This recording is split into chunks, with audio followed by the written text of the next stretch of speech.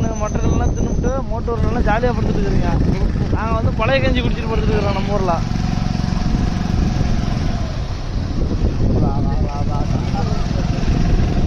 வர போகிறாருங்களா